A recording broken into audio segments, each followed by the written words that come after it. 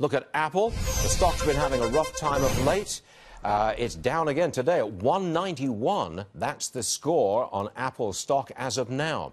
Vivek Wadhwa with us, Harvard and Carnegie Mellon Distinguished Fellow. All right, Vivek, you say that Apple has deep problems. Tell me, what are they?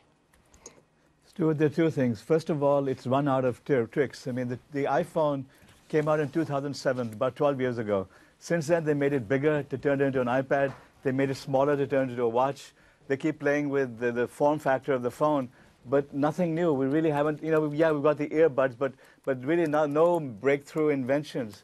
Apple is too cautious about releasing technology. The other part of it is that they won't change their marketing strategy. When they go to India, when they go to China, they're selling these very high-end, expensive products in markets where people can't afford them. They're not trying out new things, new experiments. You know, one thing they could be doing, for example, in India is testing their new technologies out before they bring it to us. Let them perfect it over there. Let them try out virtual reality headsets. Let them try out different things and then bring it to us once it works. Now, you're not a stock market watcher. You're not a financial analyst. But having listened to what you've got to say, I take it you don't think that there's any rebound coming for Apple's stock, bearing in mind the problems, right? Not unless it does some magic and release something big. Maybe a self-driving Apple car that we, been dreaming about for a long time, or a new TV set, which is a really big iPad. Something, something magical, which blows us away. All of us say, we got to get this. There's nothing like that in recent times. Talk to me about Facebook. We've got news on this. A security company has released new details on a bug that could leave your personal info exposed. It's a bug on Facebook. Right. What do you think? Look, these occurrences keep on coming at us.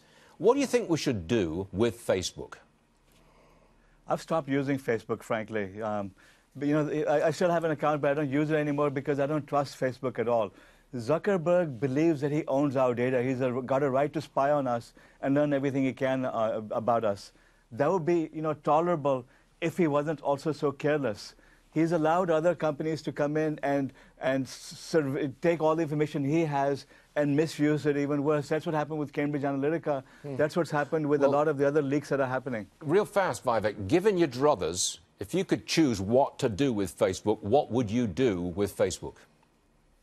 I would limit what they can take from us. I would limit the amount of data that they have and have them inform us of everything that they have and allow us to control what they have and what's shared, and then hold them liable for data breaches. Liability. They pay us every time someone's... Yeah, liability. Right, they pay us every time it's stolen. Sure. Vivek, exactly. I'm out of time, but thanks as always for being with us. Appreciate it, sir. Thank you. Absolutely.